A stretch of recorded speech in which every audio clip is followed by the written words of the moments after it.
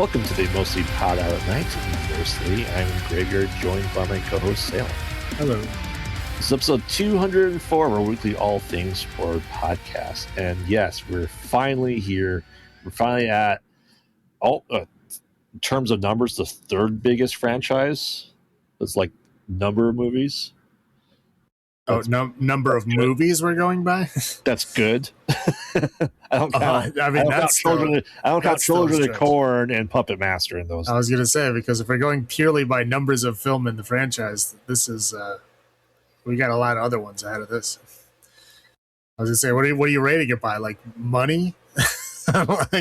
like ratings? Like what are you going by? I don't know. They were all released in theaters, so that beats out, I guess, Hellraiser. Hellraiser only had, 4 in theaters? I don't know. I don't recall. But anyway, just when you thought it was safe to go to sleep, you have another thing coming. Grab your coffee, or in some cases, just eat the coffee for some reason. Take your Hypnocil and stay warm with your red and green sweater as we start our 3-episode dive into the Nightmare on Elm Street franchise. It's finally here. Is it like a big thing? I think it was like 50 some odd episodes ago we did Friday the 13th, so just a little over a year, We usually do it over the summer. Yeah, but this is our big summer one. I'm excited. I know you love all your Freddy Krueger stuff. I mean, I'm not a huge fan. I mean, again, it's one of those franchises that it started out okay, and then just like the further along it gets, the more caricature-y it gets, the more goofy and wacky it gets. Again, I'm not a big fan of them. When they get to that point, when it becomes an institution, I'm not a big fan of them anymore. Yeah, I mean, the first 2 are pretty solid. Steer clear of the one-liners, but spoilers. The third one is where we start to get it, I think. Well, okay. We'll discuss it. But the first one's good. Second one, it's a whole not good. Third one is okay. Mm-hmm. I think that's when Wes Craven came back to it. Correct. Yeah. The second one, Wes Craven was not a part of at all. And he's like, wait a minute. Yeah, I'm coming back. Well, because they didn't do it right, but we'll talk about it. No, so yes, we'll start off with Nightmare on Elm Street, which was released in 1984. And I did my research figuring out this timeline because they always fast forward a number of years between like 1 year releases. Like, according to things now, this retroactively takes place in 1981. I don't think that's the case. I think people said they lined it up to match with everyone saying that, when Jason Voorhees is killing people at Camp Crystal Lake, that's when Freddy is killing people at the same time. Why they retroactively decide to say that, I don't know. Yeah, they weren't attached. No. They weren't attached until Freddy vs. Jason. They were 2 completely parallel lines. Yeah. I was going to say, like, what are you going by? Because there's nothing in the first one to say what year it is. So if no one says what year it is, then it is set in the year it releases. Correct. That's just how it works. But we kind of kept track of the Friday the 13th and what years they're actually in based on like in universe things. But yes, as far as I'm concerned, this is 1984. Right. Well, yeah, because the next one specifically says it's 5 years later. Correct. Which would make it 1989. And Correct. The third one specifically says it's 6 years later, but it's 6 years after the first one. Correct. Not after the second one. So it's just 1 year later than the second one. Yes. Yeah, so it's already 1990. Correct. We got to the 90s pretty damn fast. Right. But yeah, I mean, this is a try and true stuff, but we're introduced to who you would assume would be the protagonist of the film, Tina, and she's having those kind of a dream, and there's a guy with weird finger knives, and we're introduced to Freddy, and so she's in that, but all of a sudden, like, we cut to our true protagonist, Nancy Thompson. which is just seems like a weird introduction. I don't know if he was just trying to be meta with it at that point in time and just keep us on our toes, or well, I mean, a lot of horror movies do that, where they have somebody else in the beginning that dies. Yeah. And then they don't introduce the main character until like after the opening crawl. Yeah, that's fair. That's fair. But yeah, so Tina, wakes up. Her nightgown's all torn up with slashes, all that fun stuff. And then we introduced to Nancy, her boyfriend Glenn, played by Johnny Depp, the first thing that I ever saw him in. No, I'm pretty sure it's the first thing he ever did. Yeah, and then Rod, who is, they make him really seem out to be a sleazebag. I don't know if he actually is or not, but they all kind of like coerce and realize that they're all kind of having the same dreams about the guy with the burnt face and the knives for fingers. And Tina and Nancy have a sleepover. Rod just has to be there because their parents are home, and Glenn's kind of staying there too. And after good boning session, all of a sudden Tina starts getting attacked in her sleep, and just like getting attacked and bleeding all over the place on the walls, on the ceiling. And Rod's seeing this, but he doesn't see anyone attacking him, and they couldn't get in. And he kind of just runs away because they realize that they might frame him for it. And like, that'd be pretty impressive to think that the blood smears was that high up for him to be pinned on him. But he had a switchblade, so therefore. Yeah, I was gonna say, people are gonna say, okay, this was a locked room. Yeah, you're the only one in here. You're covered in blood. I mean, it doesn't matter if the stuff doesn't match up. He's going to jail. Yeah, especially because Nancy's dad's the sheriff or cop and doesn't like Rod, so he's on the run. Nancy starts realizing that she needs to kind of stay awake, and so she starts that process. But she falls asleep in school, which is odd. Fall asleep the way that class was being taught too. And it kind of has a dream of Tina being dragged down like a body bag down to the boiler room. And the way she's able to get out of this nightmare is she burns herself on the pipe, and then that wakes her up. And then we see that she has a burn on her arm that, alluding to that what happens in your dreams can happen in real life. Anyway, while this is going on here, Nancy's like, hey, I'm trying to do, more to this, invites her boyfriend over to kind of watch her sleep.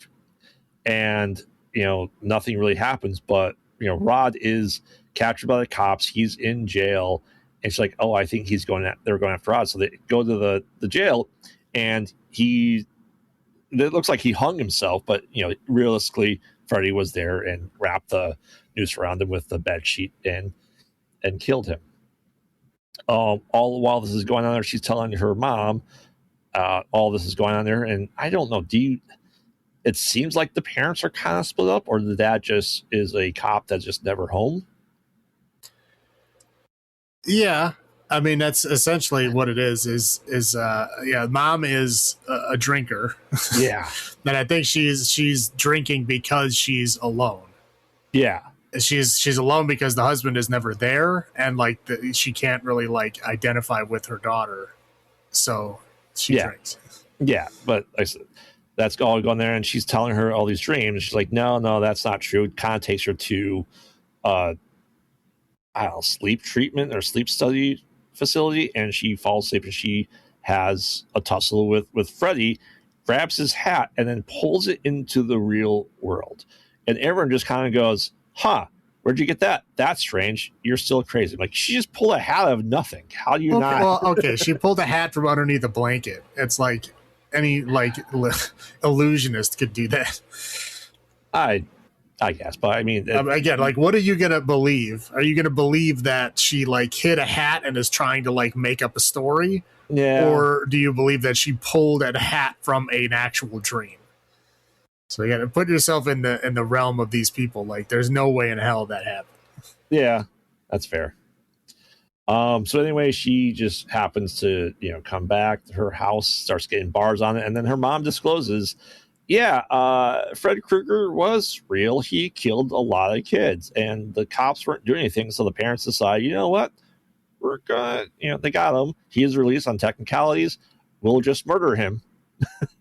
and burn him alive. Cool. So now it's a vengeful ghost story that Freddy is going after all the kids of the parents that killed him. Yes, he did kill the kids. I don't think it's pretty obvious that he did. But anyway, while this is going on here, she's trying to figure out what to do, and Glenn has a dream and is attacked by Freddy, and he's essentially sucked into his bed, and just a downs or upspout, I guess, of blood just rains down or up onto it, and he is just fully dead. And that's just quite disastrous. All while this is going on there, Nancy's like, okay, I have to do something. And so she says, hey, Dad, come to me at like 12:20 in 20 minutes. I'll show you my proof. I'm going to bring him to the real world, because she's able to bring the hat across the dream world. And it's like, hey, get him when I do that. He's like, yeah, sure, Nancy. She sets her house full of booby traps with tripwires, a sledgehammer, and fills up light bulbs with gunpowder, and Holmes alone. And she had 20 minutes to do all this and fall asleep. That's pretty impressive. Well, because she went to sleep at 10 minutes, which means all of those traps she built in just 10 minutes. That was a lot to do in 10 minutes. Right. Anyway, she wakes up, and Freddy's there, and kind of like finds her mom being burned alive by Freddy, which spoiler, they say that part happened, that she fell asleep like her cigarette and she burned alive. That you find out in number 3. But that's going on there. She pulls Freddy into the real world. He kind of almost shrugs off the sledgehammer to the gut. The explosions happen. Well, the second one, they say she kills herself in the living room. Yeah. They specifically said she killed herself in the living room. I don't know. It's all over the place with what actually happened. I'm just saying. And the third one, they say that she died, but they don't say how. Yeah, I guess in my head canon, the burning alive is what actually happened, because what happens later in this film doesn't make any sense for that to be the death. So anyway, Nancy was able to do that, and she realizes that, hey, if I don't fear you, you can't hurt me. So her turning her back to Freddy Krueger makes him disappear. She wakes up, her mom's alive. She goes outside to go to school. All her friends are alive. She gets in the car. Freddy pulls her mom through the glass, as very clearly blow-up doll, the glass, and supposedly kills her that way. And then the convertible top goes down, and it's Freddy's colors. And seemingly, she's still in a dream. I don't know how you would really take the ending of this film, of what's real and what's not. Yeah, who knows? Well, we do know what was real, because there's a third one that she is in. That her all her friends are dead. Correct. And her mom's dead. Right. So we know that the last part of it was another dream that she probably had afterwards, when Freddy had no more power. That was just her dream power. Yeah. And that her mom died. Again, maybe the story they heard in the second one was untrue. You're going to have rumors at that point in time. Right. So she died at some point. Yep. But Fiend. Man, I couldn't even tell you the first time I watched this film. Really early 90s, I would say. How about you? The first one, I'm not sure. I think the first one I ever saw was number 4. Because it was like on, TV or HBO or something. Yeah. And I watched it, and I thought it was ridiculous. And then eventually, and I didn't go out and like, I'm going to watch all of these. I really didn't. I don't remember when I actually went back and watched the first one. It was a couple years later, at least. And I think 2 and 3, I don't think I watched until like later on, when I finally got like my own video card, like video store card. I went and I would rent like whole franchises, and I would just watch them through. Mm-hmm. And this one, I think I got to like 5 or 6, because I would go through the franchise until I just didn't like it anymore, or until it was too much, and I was like, oh, this is too much, and then so that I would just stop. So that's why a lot of these franchises, I get to a certain point and I haven't seen any of the rest of them, and that's because I'm like, I'm done. Yeah. I think probably when New Nightmare came out, I remember someone renting it and then go, oh, there's like a whole other franchise to it. So we went back to do it. I just watched the entire franchise till it was done, or until my local mom and pop shop didn't have it anymore. Yeah, no, I know I didn't watch New Nightmare. I know I didn't watch Freddy's Dead. Before that, I'm not sure when I stopped. I'm almost positive I saw The Dream Child, because I remember like visuals from that movie. Yeah. I don't know if I went past that point. Yeah, Dream Child was a big drop off, but yeah, but I remember parts from that movie, so I know I saw at least that far. But past that, I don't know. I'll have to. It's one of those things. I watch the first 5 minutes and I'll know if I've seen it. Right. But do you want to go first with your highlights? Sure. All right. Yeah. So yeah, with Johnny Depp's in it. I mean, I think that would probably be like, the best of the people that started in horror movies. Rating there. And of course we got England and good old John Saxon is in this. Yep. Which is fun. I really liked Tina in a body bag. That was like a genuinely disturbing, weird thing to see. Especially it is cool. But it's like, it's they did a good job with that. I'd say the dream sequences in this are pretty good. I mean, they're pretty tame as far as like, what can really happen in a dream, but I think they had sufficient like weird imagery and like transition changes and stuff like that to make it interesting. I think it was fun. Yeah.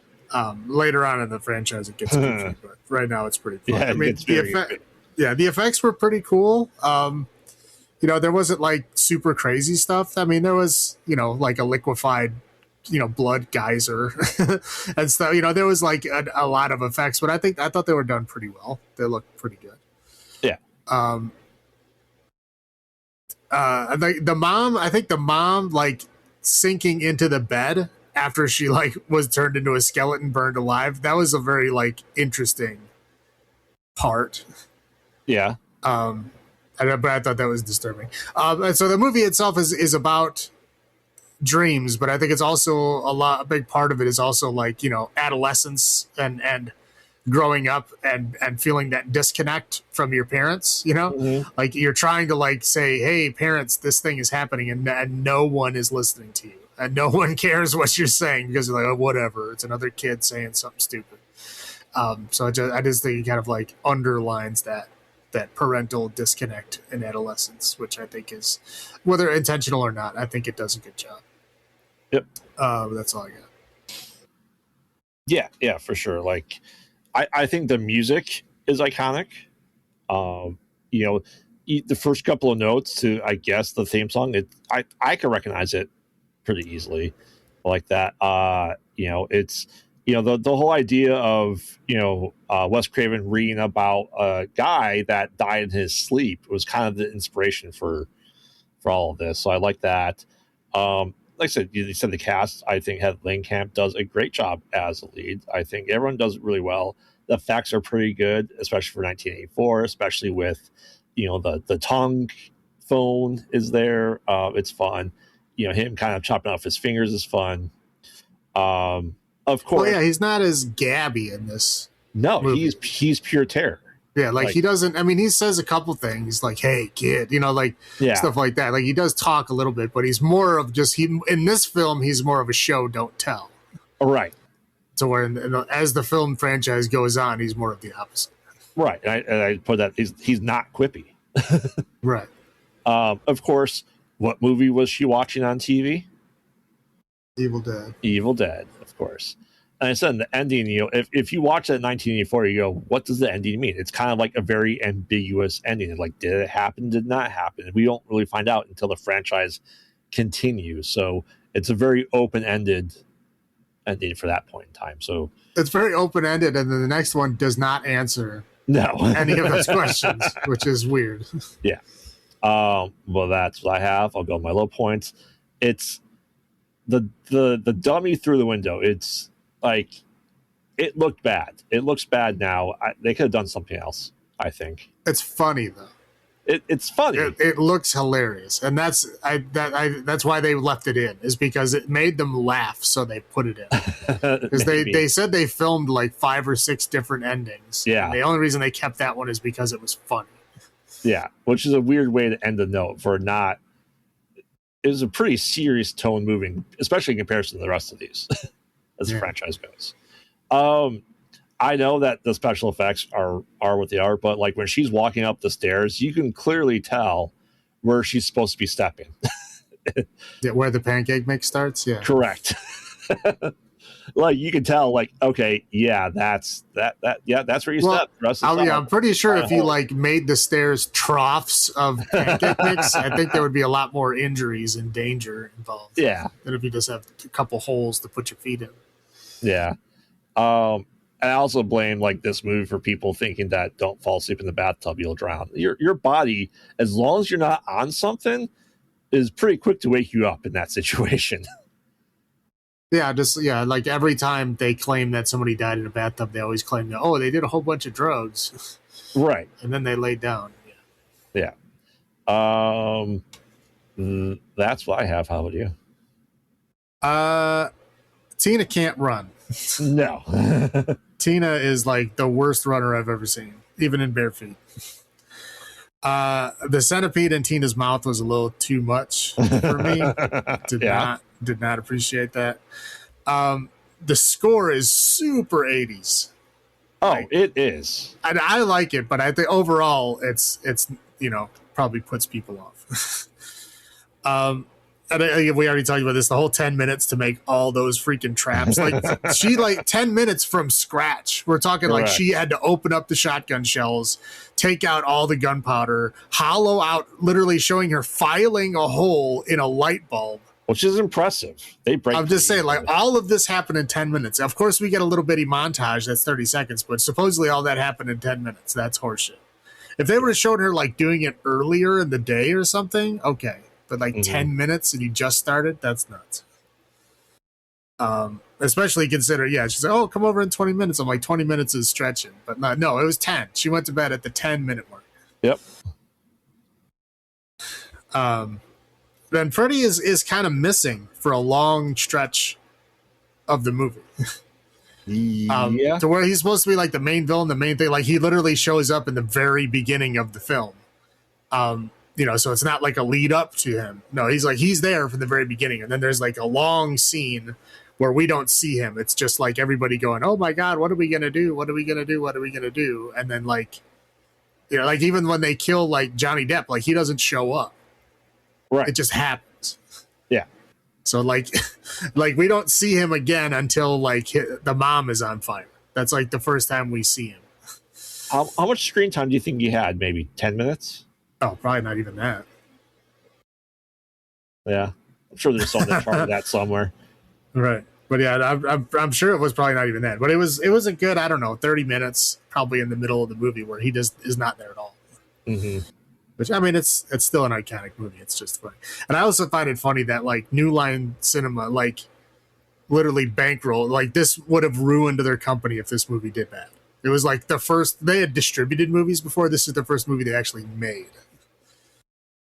I don't think... I mean, Wes Craven was, maybe had 3 movies under his belt by this point in time? Yeah. Well, they were banking on... Yeah, they were banking on horror was going to make money even if it was bad, which is usually true. Correct. But it made a lot of money. And that's why they a lot of times they call it New Line Cinema. They call it the house that Freddy built because it was like the money that they had to build the rest of their studio and do all the things that they did this was the first thing they did. So it was like, again, they called it the house that Freddy built. Yep. And taking a sledgehammer to the chest, that would hurt. Like you're talking like broken ribs, like a cracked sternum. Like that would hurt a lot. I mean, I understand Freddy's like a supernatural kind of thing, but like he was real at that point in time. So like if you're real and you take a sledgehammer to the chest, like I don't think you're gonna get up from that. No. But that's just my opinion. That's all I got. All right. Well, our autos right now are one-liners because we will definitely be getting into them. I don't know if you want to keep one-liners throughout the rest of the franchise review. Well, I mean, really the only one he doesn't have one-liners in is this one.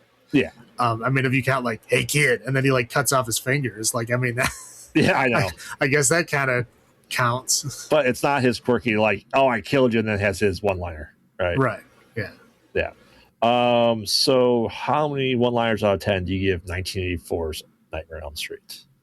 I mean, the first one is it's iconic, obviously, right? Yeah. I mean, it built this whole franchise. It's overall, it's a pretty good movie, especially for the time period. So I'll give it it's like an 8.35. 8.35. Yeah, I'm giving this 9.5. I love this movie to no end. I can watch it on repeat. So I mean, like I said, it's all right. I don't want to watch it a million times. and that's fair, but it's always a good, it's every once in a while I just go, and you're like, you know what? I'm going to go through the Nightmare on Elm Street franchise. Usually I get to number 3 and I go, you know what? I'm just going to watch New Nightmare after this and call it good. So, all right. So 1 year later, 5 years later, movie time, we have Nightmare on Elm Street 2, Freddy's Revenge. Take it away. Right. So we get a greasy young man. He is sweaty the entire film. His family buys the house, the Thompson house from the first movie, because it's super cheap on the market. Again, this is 5 years after the first film. Yeah. So he's living in the house, and essentially he starts having Freddy dreams. Yep. But these aren't the same Freddy dreams like they were in Nightmare on Elm Street, where the Nightmare on Elm Street, the first one is they're like in danger in their dreams, right? Like they're getting attacked and hurt and eventually get killed in their dreams. This is not that. This is just Freddy trying to like scare him, but not try to like hurt him. We'll say what it's very we'll get it's very coded. Yeah, we'll get there. Yeah. So he's got like this girl that's kind of like, I don't know. In the beginning of the film, she's like, I don't like him at all. But then immediately she's like his girlfriend. I don't know what happened there. Hey, he doesn't need a key to start his car. That does it. Okay. I guess. And then like in literally one scene of the film, he's being picked on mercilessly by the cool jock people. And then like one scene later, they're like buds. Oh, Grady becomes his best friend. Right. It's like it's very bizarre. Like there's a very weird switch to where like the girl doesn't really care. She just gets a ride home with him because they live next to each other. And like the jock and his friend are like, mercilessly teasing him and making him look bad at, in sports and pushing him down and fighting him, literally pulling his pants down. It's like stuff like that, putting a snake on him when he's sleeping, shit like that. Right. Well, yeah. After the sports thing, he's like, hey, I got no beef against you. Yeah. All of a sudden now they're best friends and the girl is like his girlfriend, like immediately. There's really no reason why. But anyway, so Freddy starts kind of pretty quickly tells him that like, I'm going to come back and you're going to be the vessel of my return. You're the body on the brain. Right. So yeah. So he's like trying to prime him to be like the Freddy host. Yep. And so there's these periods where like he tries to get him to like kill his own sister and he like refuses to do that. There's a weird, bizarre scene where he kills his coach. after going to the gay bar that the coach is at. It's not a gay bar. It's just like they tried to make like a cool like punk bar, and they just did not have the wardrobe to pull it off. Well, I'm saying that because the jock said that's where the coach can be found. Typically, is at the gay bar.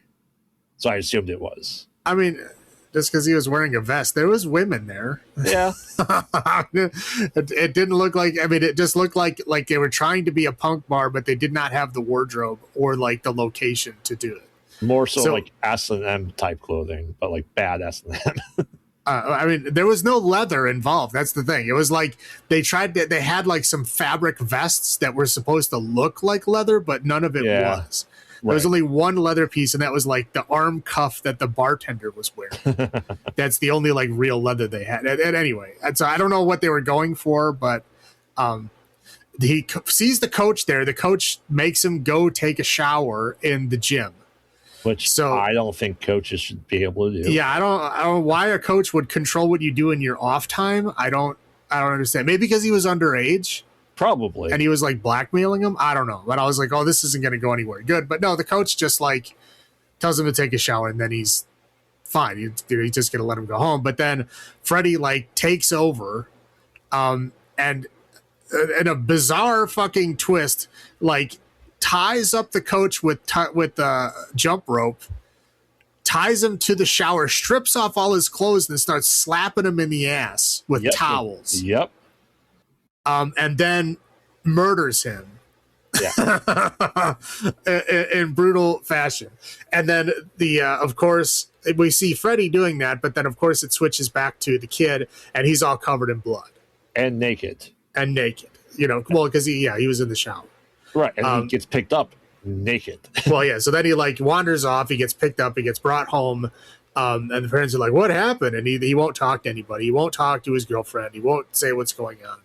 And it's like, okay. So Freddy is like trying to get him to like kill people to like give him power. Because like if he kills people for Freddy, like with Freddy possessing him, he somehow gets enough energy to come back or something. That's while what we're going sleeping in a house that's like 100 degrees. Right.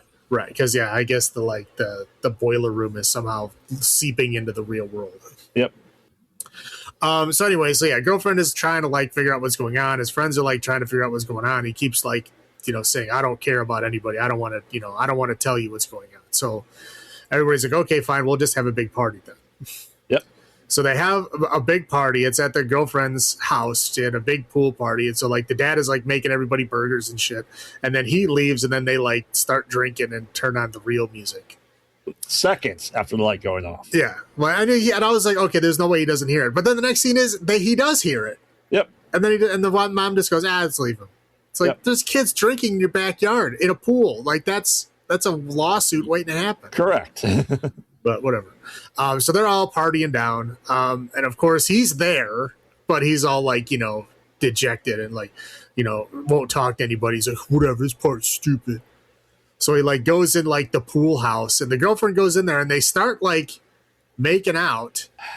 And then all of a sudden like Freddy's tongue like comes out of his mouth. Yep. And so then he like goes, oh man, like Freddy's going to make me kill her. So he like just leaves, but he doesn't tell her anything. So then she's just like all, upset, of course. But then, she leaves and everybody's all like, upset, trying to figure out what's going on. While Freddy is like locking them all in. Well, he goes to Grady's house next. Right.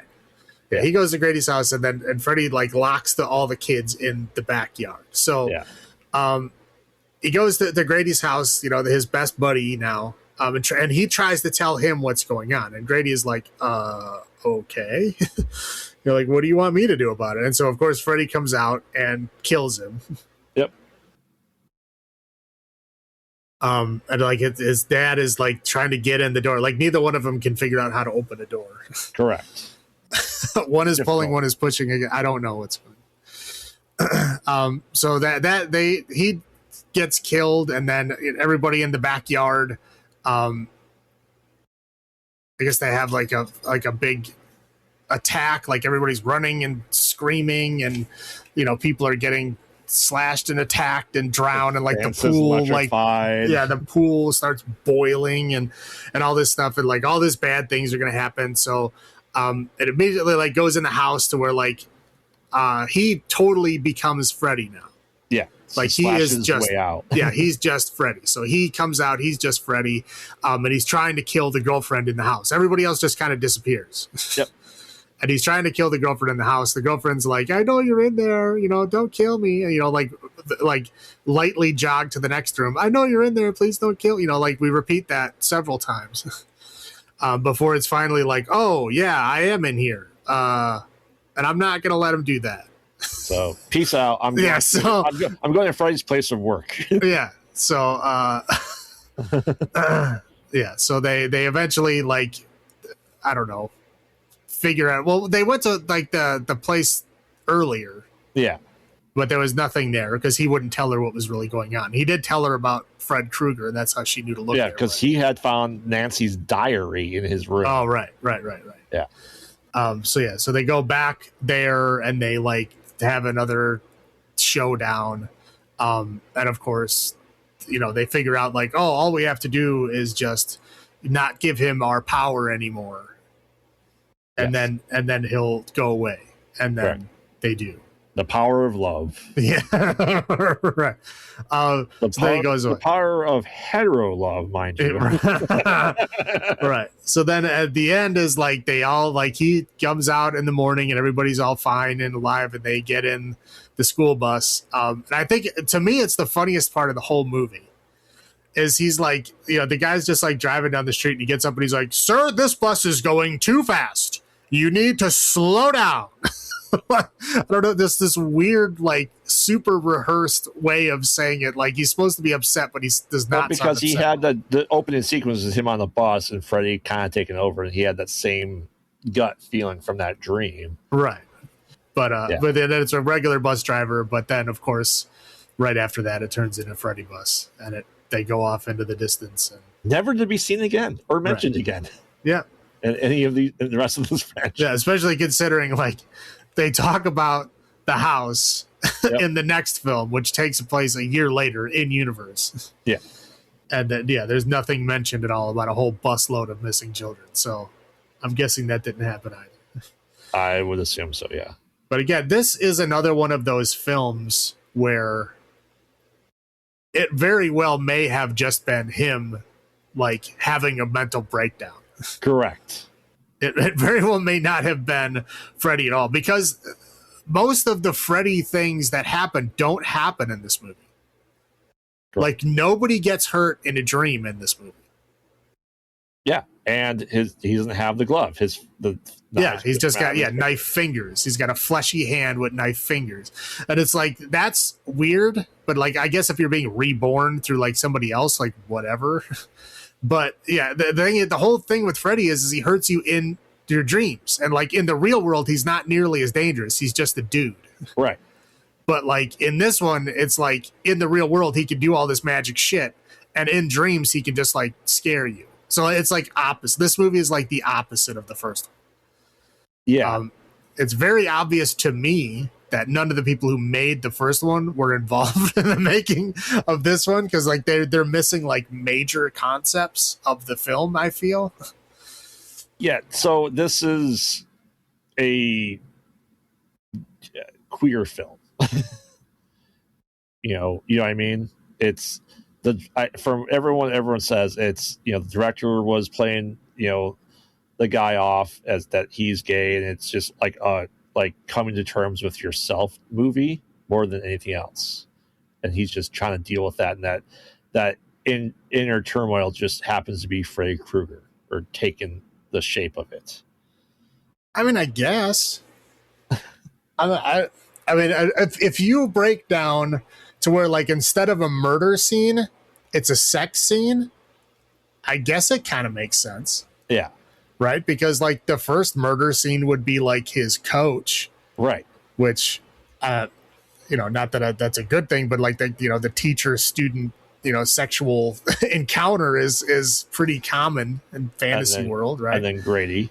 Right. And then, like the jock best friend that like, again, was like pulled down his pants and then was wrestling with him in the middle of the baseball. So like, okay, I can see that. So like, instead of like a murder happening, if that was a sexual encounter, like, okay.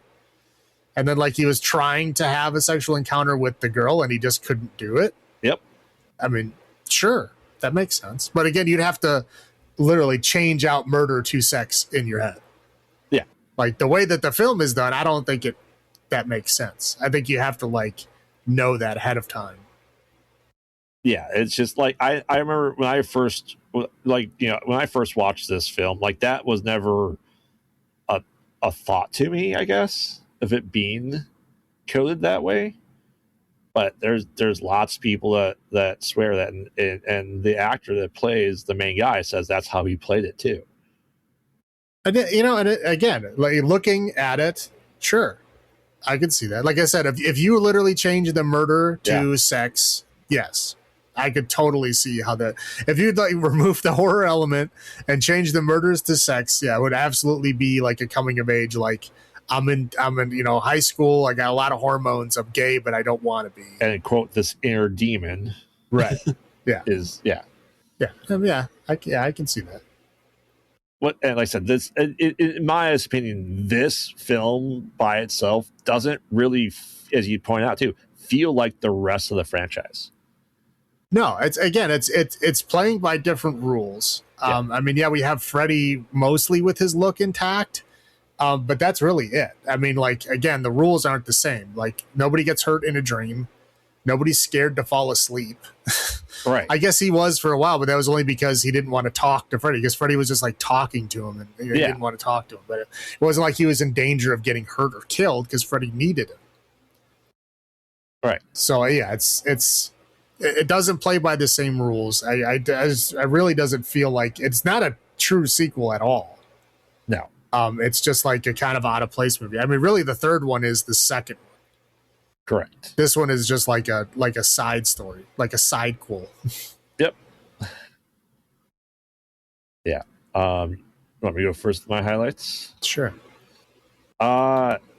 It's like I said, it's interesting that Freddy is mostly in the real world and still maintains some powers. It's like we see that a little bit more as he gets pulled in the world. Like sometimes he still has powers. Like we see that in like Freddy versus Jason, that he still has that. So maybe this is like the hint to he's able to control it. Like, Neo in the Matrix. If they didn't let him have some powers in Freddy versus Jason, when they pulled him in the real world, he would just get his ass kicked. Correct. So they have to let him have something, or else he's just going to lose. Because that's a no-win situation. Like in the dream world, I mean, Freddy wins hands down. There's no way around that. Correct. In the real world, Jason wins. Like, correct. There's no end of story. I don't think there's a compelling argument you can give me either way. Yeah. But that just is interesting. The house was 97 degrees. I'm pretty sure birds don't explode at 97 degrees. I'm not a scientist. No, but like, have you ever been in a 97-degree house? Yeah, it's hot. Like, you would notice way before that point. Yeah. You'd be like, holy shit, what is happening? Yeah. Like I said, Grady really wasn't a dick. Like, as you said, everyone just like as soon as it's almost like as soon as Freddy became part of him, everyone just changed their attitude completely towards him. Right. It's again, it feels like there's like a missing scene where like something happens and everybody's like, oh, haha, you're cool. Like, but that doesn't happen. Everybody just acts like it did. It's very strange. Yeah. I know I was never invited to a party like that in high school, but that's on me. You've never been to a house party? Not like that, no. Oh, I'm sorry. Yeah. And that's that's all I have. How about you? I laughed when I saw the cereal box. Oh, that's on my other side, but yes. It's called Fu Manchu's CHEWS cereal. I was like, wow, is that racist cereal? A little bit. Like, holy shit. But it made me laugh, so I'm putting it on this side. And like, there's a scene where the kid watches Freddy like pulling something out of a furnace. Yeah. And I was like, he's roasting baby arms in there. Like, it looked like a baby arm, and he was putting it on like a grill. Yeah. It wasn't. It turned out to be a glove, but I was convinced. I rewound the scene like 3 times. I'm like, that's a baby arm. He's cooking children in there. It wasn't, but that's okay. Just for reference here, the timeline we already said. This is specifically says it's 5 years after the first movie, so it's 1989. Yep. In universe. Yeah.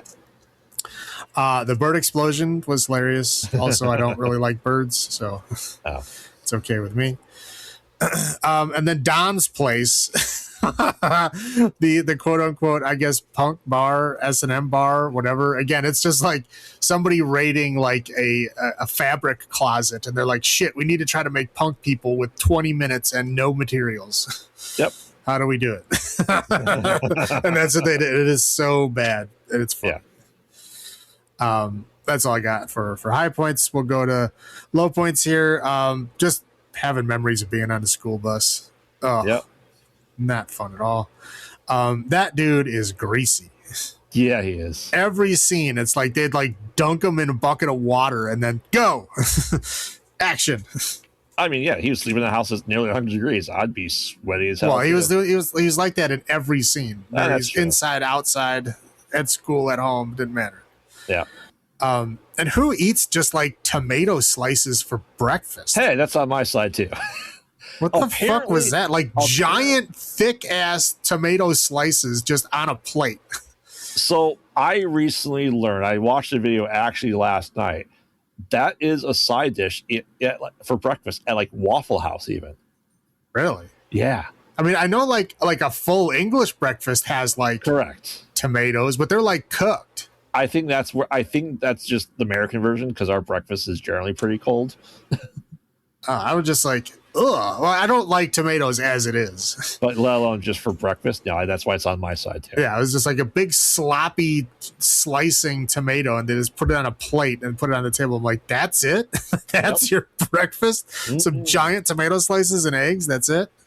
Yeah. It was gross. The fashion was horrible. I don't know who the wardrobe person for this movie is, but they need to rethink their career. You don't think they nailed 1989 fashion? No, I don't think they did at all. Oh, okay. There was no stirrup pants. There's no shoulder pads. No giant hair. Okay. In the science, I only know because when I was watching the movie like locked up.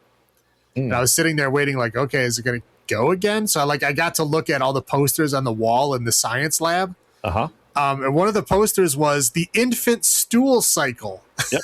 I'm like, why the fuck would an infant stool cycle poster be up in a high school science classroom? Biology. Yeah, biology. What level of biology do you have to be at to learn about infant stool cycle? I'd say third year of your master's. That's like something you find in like a prenatal office. Yeah. You know, like children, like kids in high school do not need to know anything about the infant stool cycle. I think they just went somewhere that stuff. Yeah, that's what they were looking for. Sciencey type posters, and that was one of them. They're like, good enough. Slap it on the wall, but don't make it straight. Make it crooked. Yep. The dance scene that he had. Wow. Once again, it's coded. Yeah, he was like seriously twerking on like his like dresser drawers closed. I'm like, what the fuck? What's one of them was like novelty whistles, that the slider whistles. Right. It's like, what is happening here? The whole coach's like fucking butt slap scene, like, what the fuck was that? Yeah, that was weird. I was like, this is making me feel bad. Like I need to leave. Again, the acting in this movie just overall is just terrible. It was, I mean, I don't think anyone did a decent job in this. Maybe Robert Englund. That's his like 3 minutes he was in this. Right. Yeah. That's about it. And even a lot of that he was in it, it was like the kid's voice was talking through his mouth. So like he didn't even get to use his own mouth.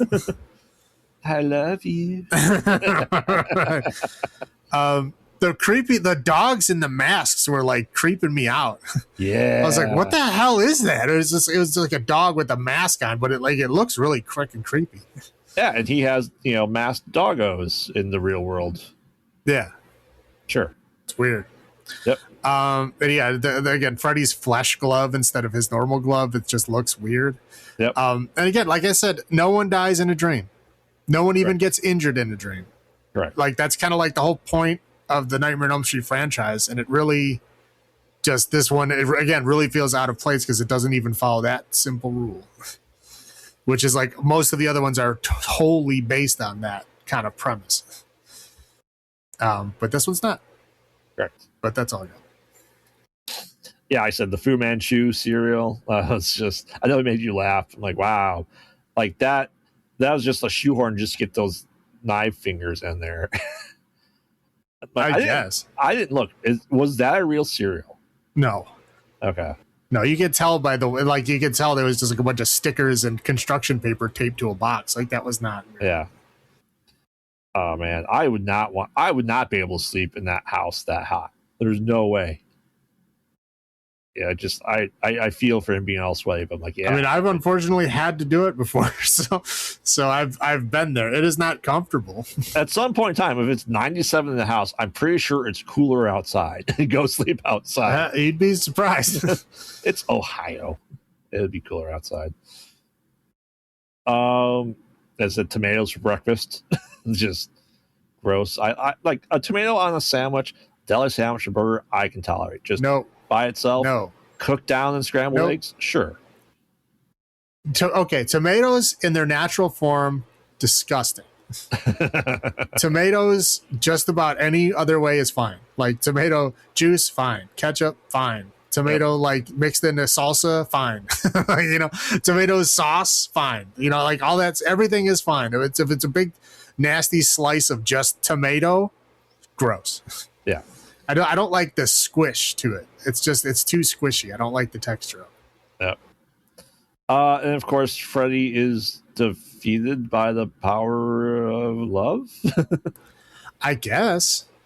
I don't understand. I don't understand what was happening at the end. If you went the Cody route, he learned to accept himself, and that's how he defeated Freddy. That's all I got.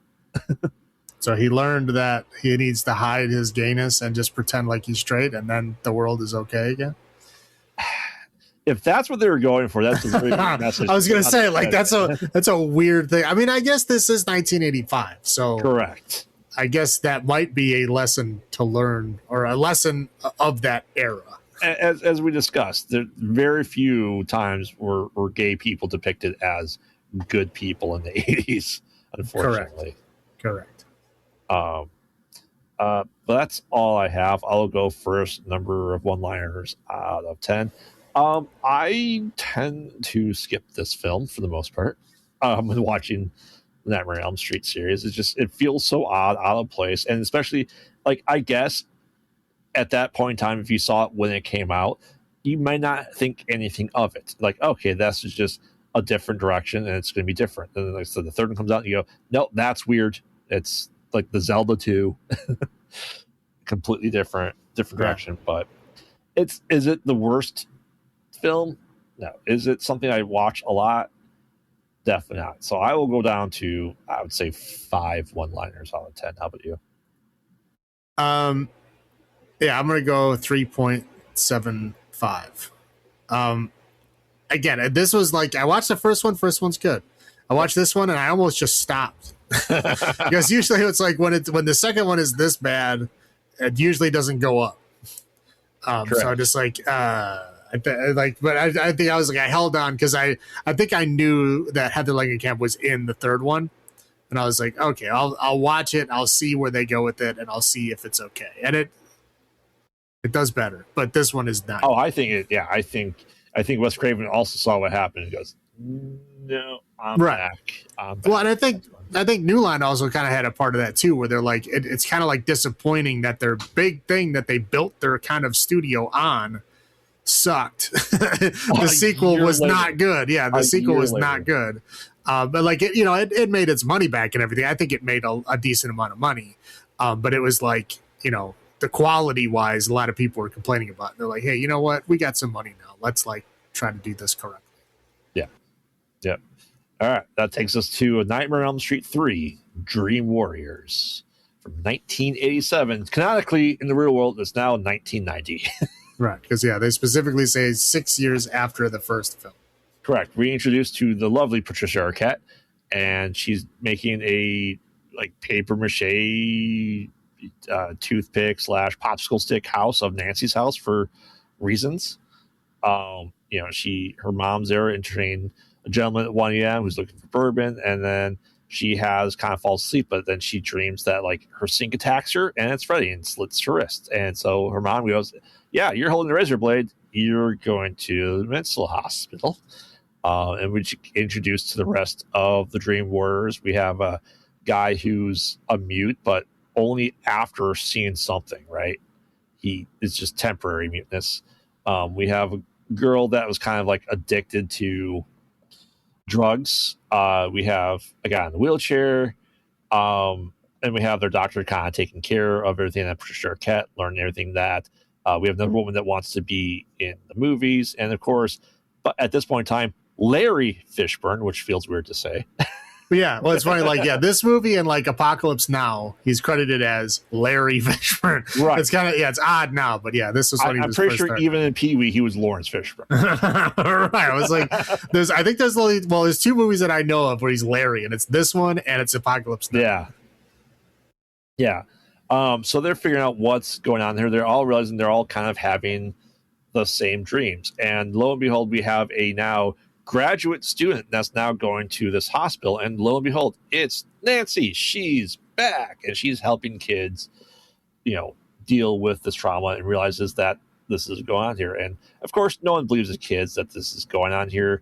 Right. The one thing, sorry, I cut you off for a second. The one thing that I don't understand is like these kids are in a mental hospital, right? Yep. A lot of them don't seem like they need to be in a mental hospital. So I think they don't come out and say it, but I'm pretty sure that all these kids have like attempted suicide. Correct. I don't think they're saying that. They're not telling you that, but it's like it's kind of implied because you know that the girl was put there for that. She didn't actually do it because Freddie did it, right? Correct. But like, so she was there, but not of her own will. But I think they specifically don't say that the other kids are that for that reason because they don't want to like put a big downer on it. But I'm pretty sure that's why they're there. I'm going to say, even if that's the case, they had pretty free reign and access to lots of harmful things. I mean, yeah, but it's a movie. Like, yeah, movies don't understand suicide protocol in a mental hospital. No, they have their own special ward away from everyone else. But again, it's like a weird special ward to where it's like they specifically are kids that committed suicide that are also having sleep issues. Yep. Which is like that's a super specific niche to kind of fit these children into that all somehow have another connection as well. Right. So. Right. Yeah, I guess the stars are aligning. Yeah, sorry, there's another guy, but he's not in it for very long. Essentially, he goes to sleep and he's puppeted like a dummy because Freddy becomes one of his like marionette puppets, and Freddy has the power to make him just be able to walk through the locked door, which is amazing that he doesn't do like that ever again. Is able to like change the real world that much. But he's puppeted this kid, and but we don't know if that was in the dream world or the real world. That's true. And that scene may have been in the dream world, and he could do that in the dream world. And in the real world, maybe that door wasn't even there. Yeah, who knows? But yeah, the kid dies. They think he jumped in, or it's like no, he was because he was known to sleepwalk. Like no, he was definitely wouldn't be doing that. They try waking up everyone, it just doesn't work. There's I'd say slime ball nurse there that wants to get high with the one chick. There's this nurse who is strangely seductive towards the mute kid. And how old do you think he is? 16, 17? Yeah, that's on my list. It's fine. They do that a lot. Okay. Like, especially in like movies and TV and shit, especially of this era where it's like, oh yeah, like a hot older lady wants to bone like a high school boy, and it's totally fine. It's seen as like this, oh, what a lucky guy. That's so awesome. But like you reverse the genders in that situation and everybody's up in arms. So it's, I don't understand that double, Pretty sure that's the plot of Weird Science. Well, I mean, yeah. I'm just saying like everybody is totally okay with it if it's correct. One way. It's not the other way. Correct. So they kind of have group, sessions that's going on there. Nancy talks to the main doctor that's in charge, which is Bill Maher lookalike.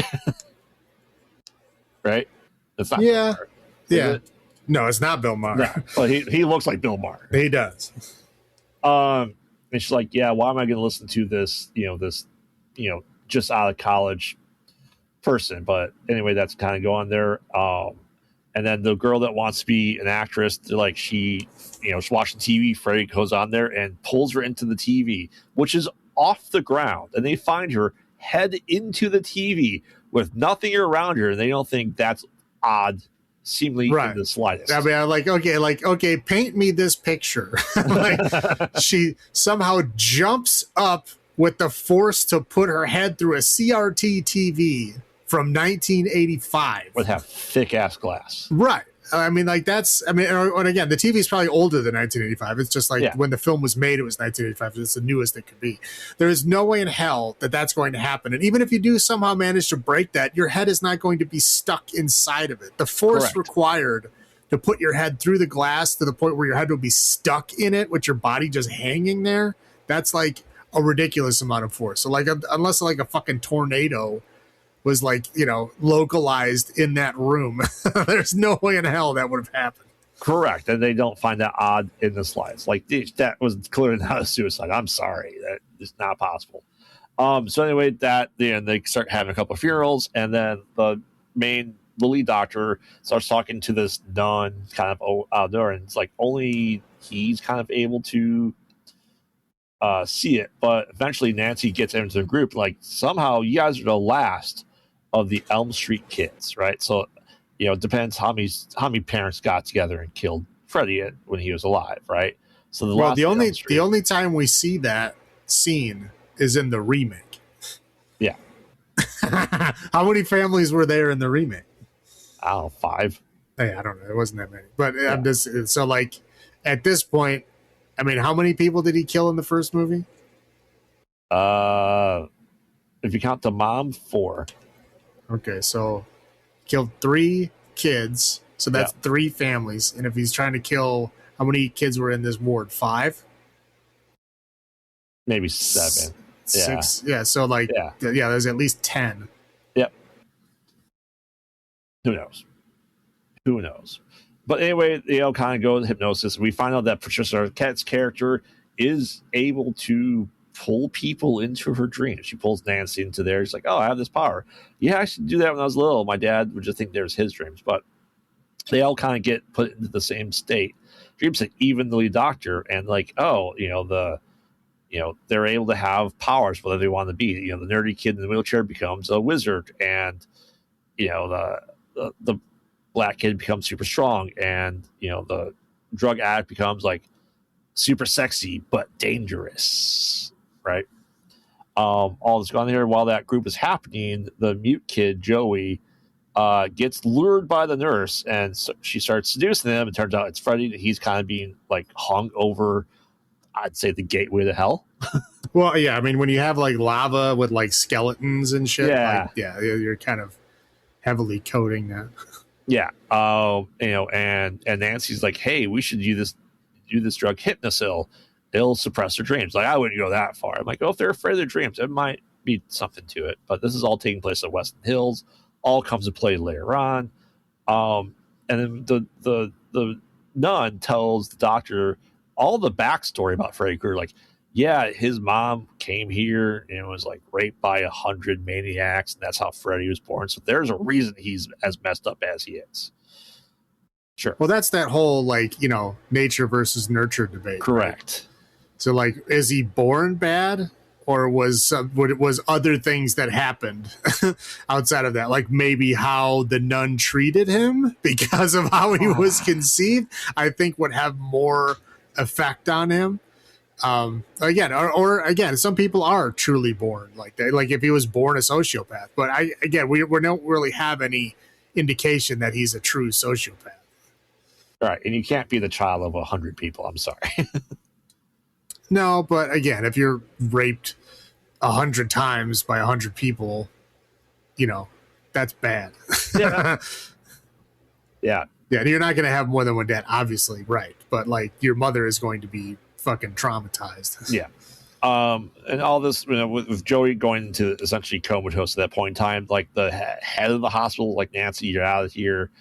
Then she and goes find her dad. Like, hey, we need to like put Freddy to rest. Where'd you bury him? I don't remember. That was a long time ago. And like, this is where I question like how close he was to his wife, if they were separated or not, because like they said he was really messed up after her death. And I figure if they're separated, he might not be as bad as he is in this film. I don't know. No, she's dead. Yeah, I'm saying, but their relationship, he's still, what was the relationship in the first one? Just estranged? I don't know. No, well, again, this is the 80s. Like, divorce was becoming more popular in the 80s, but it still wasn't the first method of resolving things. Whereas like these days, it's like you get in a fight, you're divorced. You know, it wasn't quite as quick back then. I mean, it just people tried to hold on or pretend like things were okay a bit longer because that kind of traditional thinking was still a bit heavier then. Yeah. I think that's just all it was. Again, they were still like sleeping in the same house. They didn't have separate bedrooms, so it wasn't like they were estranged or separated. Yeah. Again, like, yeah. That's to the point where they don't get along and they probably should have gotten divorced. Sure. They were probably waiting for her to graduate high school. Yeah.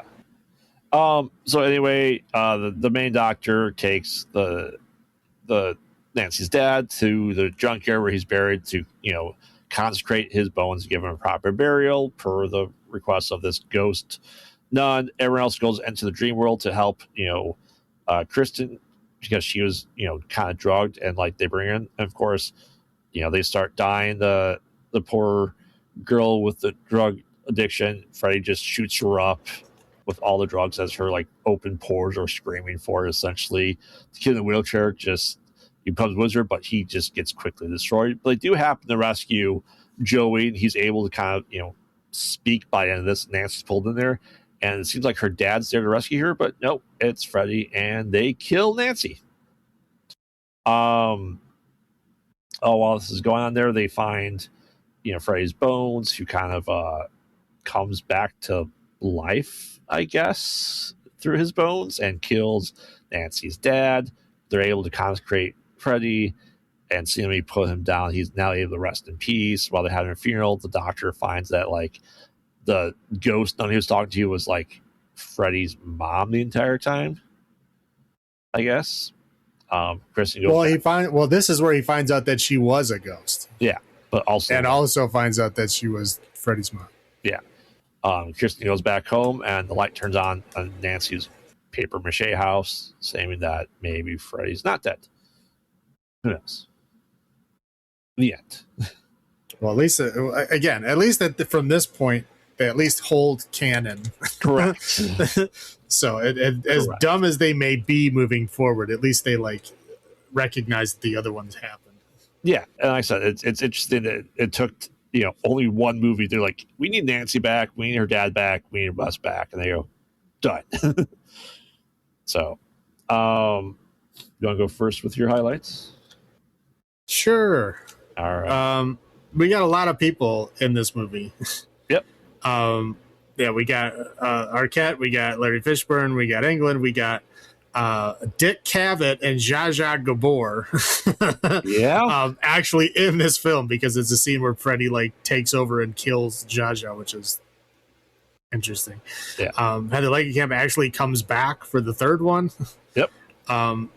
Which is pretty cool. John Saxon actually comes back, which is fun. And now this one, I think, is the first one where we really see where the rest of this franchise is going to go. Because at this point, Freddy is starting to have his one-liners, and he's starting to do his like specialized deaths. Right. Because like in the first one, he didn't do that. He just killed you. And the second one really has nothing to do with Freddy at all. And this third one is like, now we're starting to see things like, again, we got the sink, the sink handles turn into his hands with the blades on them. Right. Yep. We got the giant head that comes out of the carpet that like starts eating her. We got he turns the one kid into a puppet with the veins for strings. Yep. The chicken, the TV, the tongues tying him to the bed. The needle fingers where he kills the junkie girl with, the evil wheelchair that attacks the kid that was from the wheelchair. Like he's doing specialized kills and like, making specialized dream kind of death scenarios. For their he's bringing their worst fears. He's actually giving them nightmares. Right. So like this is the one that really sets the stage for how the rest of this franchise is going to go, which is interesting because it's the third one before we really get to that point. Right. I thought was fun. Anyway, they have a game they're calling Wizard Master, which is, I think D&D could have used an assist at this point in time. Yeah. Like 1985, we're still going in the satanic panic. Like preachers are literally saying burn D&D books and shit. I think they could have like used a real D&D book. I don't think TSR would have cared at this point in time. I think they would have been okay. Like, please put a real D&D book in your movie. I'm sure we'll be okay with it. But yeah, they didn't bother. So it's like they got like a fake one that they made with, construction paper. It's almost like he made the book himself. Yeah. Correct. Again, the timeline, just to keep track here, it specifically says 6 years after the first one, so we're in 1990. Yep. I think the practical effects were pretty good in this one. The stop motion was pretty fun. We got like a stop motion of like, Freddy becoming one of the puppets. Yeah. And then like turning into himself, and then we get when his skeleton comes to life and kills John Saxon. That's like stop motion. That's pretty interesting. There's some other effects that are kind of questionable, like the ball moving through the air and like the electricity magic effects are pretty crappy, but I wouldn't consider those practical. Well, you said the giant like Freddy worm eating her, like that took a while to build. Right. Yeah, like all that stuff is great. Like all of that, the practical things that they did were great. It's like some of the visual effects were not so great, but yeah. I don't think they're necessarily like bad, like they need to go in the bad column. I just think those were not so great. But again, we actually get Freddy's origin story in this movie. And we also get the weird kind of one-off line that he says at the end that nobody really reacts to and nobody really seems to care, as he basically shows his chest for the first time. Yep. And we see that all the children that he's killed are like trapped inside of his body. Like their souls are trapped inside of him. Yep. And that is what keeps him going. And everybody's just like, huh, okay. Like nobody says anything. Nobody gives a shit. But I think that's a kind of a powerful, step forward in the Freddyverse. It is, yeah. Is his end goal just to get all the kids that parents killed them, and what happens after that? Well, that's the interesting thing is they never really say that. Like, I know there's a couple of scenes where they go, oh, he's getting all the Freddy kids, but they never really like say this is what definitively is happening. This is why Freddy is going after you. They don't bother to say that. He just is. Yep. They don't explain why. He just is. We just have to deal with that. Yeah. Which is strange. But that's all I got. Yeah. I said cast is stacked. Right. Yeah, you can tell they really tried hard in this one. Like they felt bad for the second one, and they were like, "We're going to come back and do it right this time." Yeah, as I said, the kills started being tailored to them. I really appreciate that. It's getting there. I said the Hypnocil and the Weston Hospital, which comes bigger into play. It's introduced here, and it's becomes almost a mainstay at this point in time. The gore was pretty good. The effects were pretty good. We've actually talked to the guy who did most of the effects for this, Mick Strom. I know he was brought on for the next couple ones too, and it just it set itself apart because, as you know, like any slash from the 80s, it was more about the kills more than anything else between the kills. And I think that's while Jason had like lots of cool kills, Freddy had like way more imagination to his kills and the way he did it. He also wasn't constrained with reality. Correct. Correct. So like I said, it's just interesting, and you said everyone came back for it. Appreciate that. That's what I have for there. I'll roll my low points. This is where the one-liners begin. I would say this is where I'd say the most quotable line he has is from this film. Welcome to primetime, bitch. I think the bitch was unnecessary. Like, it's a kid. It's a high school kid. Bitch becomes like his motto to everyone after this in his kills. Yeah. You know what I mean? It's even Rick and Morty, just like if you ever watch Rick and Morty, their Freddy Krueger just says bitch like every sentence, just because how bad it gets in this franchise. As I said before, how could they explain the TV death? There's no explanation. And everyone's like, no, it's suicide. No, it's no. Well, and that's also a psych ward, right? In the 80s. Yeah. Like, there would have been cameras. Correct. They would have seen the dude walking like he was a puppet. They would have been like, hey, that's strange. They would have seen this girl just float up and just jam herself into the TV. Like, I understand, like, with Kristen, like, she's holding the razor blade. That's less, that's explainable there. Right. But if that door was truly there and locked, like, how did he get through the locked door? I don't know. Weird. He just sleepwalks. If he's sleepwalking, his doors should have been locked to begin with. Sorry. Well, again, this one, has blatant supernatural things that happen in the real world. Like, his skeleton literally reanimates itself.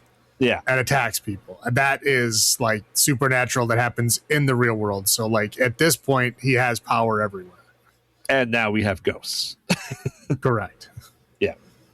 I don't think we needed ghosts. Does it really matter if he's the bastard son of 100 maniacs? Does it really matter? Like, I don't think we needed that necessarily lore. He could have just been a bad dude. He was still killing kids. Well, yeah, but they want to make, when you're trying to make a supervillain, yeah, you try to add to his resume, right? You want his resume to be super long, and you want it to start from birth. And that's essentially what they're doing. They're essentially giving him a rap sheet that starts before he was even born. Yeah, but it's almost like you said, it's nature versus nurture. Is he just a product of his environment? Who knows? Like, well, yeah. We don't have like a picture of his life back then to tell you if he was a sociopath. Right. You have like true sociopaths like Ted Bundy who, like, they can pretend like they have emotions, but they really don't. Right. Right. Like, he could have been like that. We don't know.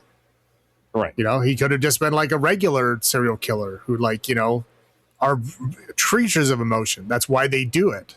Yeah. But you don't know. Who knows? We don't get enough information on his past to make that judgment. Correct. But like I said, I don't know. I never liked having to fill it in. It could have just been fine. But I mean, just saying that, he's the son of 100 maniacs does not essentially make him bad. I know that when you hear that, you're like, oh, that sucks. But, like, you can still become a saint, like, it's not, changing your life for the worse. It's just, a bad place to start. Like, maybe that's the whole point of his ghost mom being there, is like, I treated him like a bastard, therefore he became one. That's very true. Like, ghosts hang around when they have unfinished business. Right. So she could have been the cause of it all. Who knows? Right. And I don't know. It's pretty ballsy killing Nancy. It's sad that they brought her back and then killed her anyway. Correct. At least she got to be in most of the movie. A lot of times they kill you, like, right away. First, if you survive and you're in the next one, you're dead in the next 10 minutes. Right. So at least you got to live through most of the film. I know. In my personal opinion, I think they needed the Laurie Strode. I think Nancy was that character, and I don't think they should ever kill her off in this one, honestly. That's fair. It's always been my opinion. I like Freddy, but I also like Nancy a lot. So, or maybe she comes back. I know, but her character in the world is not. Right, that's correct. That's what I have. How about you? All right. So there's a lot of weird smoking in this movie. And it brought back bad memories for me because, like, the one girl is, like, digging through the ashtray and, like, pulling out old cigarette butts and smoking them. Like, oh man, like, I have bad memories of, like, being a kid doing that shit. Ugh. No, thank you. I'm done with that. So Hypnocil, I don't know. It just feels like made up ridiculous to me. Like, oh, you just take this pill, you don't dream. Like, really? Yeah. I'm pretty sure you can't do that. Pretty sure that would make you even worse, but that's okay. I'm not a big fan of hypnosis. Like, I would never want to do it. I'm, like, nervous about doing it. But I just don't like it. It freaks me out. I don't like mind control stuff. Freaks me out. I don't like it. So again, we already talked about, like, the adult lady statutory rape. Like, reverse those roles and you tell me if it's okay. If you reverse the roles and it's still okay, sure. But if in that situation, I'm pretty sure people would have been like, wow, arrest that person immediately. Yep. I don't like that this movie is faith positive. I think it's it kind of comes out of nowhere. The first film had nothing. Correct. Nothing about faith or anything like that. And this movie comes forward with like, you know, Freddy is now like a direct agent of hell, right? Yep. Like if he is injured and hurt by holy water, now you're essentially saying that the devil is real and that Freddy is somehow an agent for the devil. Yeah. Which I think is pointless. I don't think you need to do that. I mean, yes, we know he's a supernatural entity. He's like hurts people in their dreams. Like obviously that's not normal. But I don't think you need to bring God into it. I just don't understand the need to have God in this movie. They make him a dream demon. Right. It's like, but that's completely unnecessary. Like we already knew the definition of Freddy. Yep. We already had that.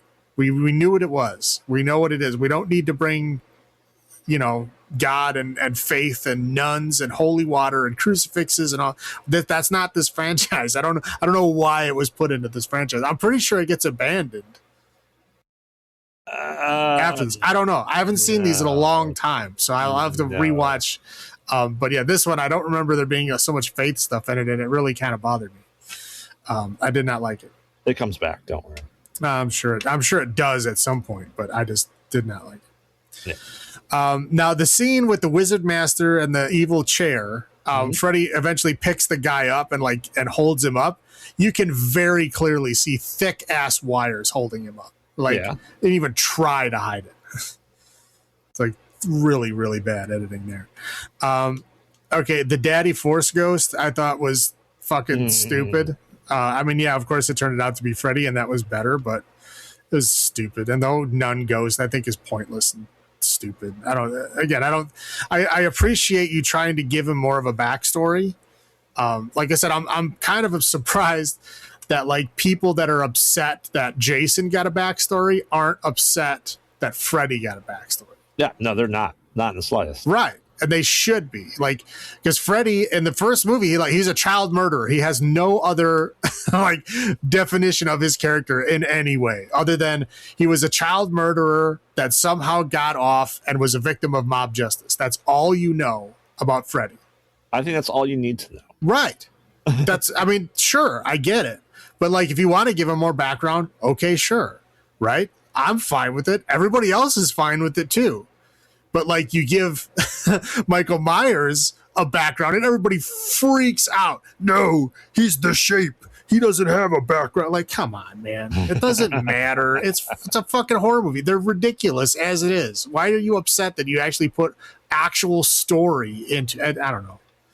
It just upsets me that the people that should be upset about this Freddy origin story are the people that love the Freddy origin story.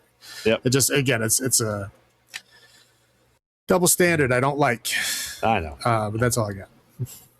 All right. So then how many one-liners out of 10 do you give Dream Warriors from 1987?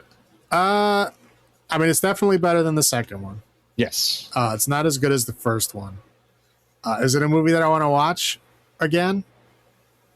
We'll go 6.5. 6.5. Once again, like I said, love this movie a lot. I like Nancy as a character. Is it as good as the first one? No, it's not. But I still thoroughly enjoy it. Like I said, I love this franchise for the most part. I will go 8 one-liners out of 10 unabashedly. But that's me. That's okay. All right. Anything else you want to add? Nope. All right. Well, we survived the night, at least for now. Will we survive the sequel, or will sleep paralysis get us? Stay tuned as we look into the next 3 entries with number 4, Dream Master, number 5, Dream Child, and of course, the final nightmare, which is never the final one. Yeah. Like I said, I'm almost positive I got the Dream Child. I don't know if I got past that. We'll see. Oh, Dream Child has really religious overtones. That might be what stopped it for me. Probably. But this is, again, like I haven't watched these since, again, I rented them on VHS from Hollywood Video. So early to mid 90s? Well, probably late 90s. Late 90s? Okay. Yeah, I would say late, probably like 98, 99-ish. Okay. Fair. All right. Well, remember, we watch bad movies, so you don't have to. And this has been Graveyard saying, have you checked on the children? This is Salem saying, long live the new flesh.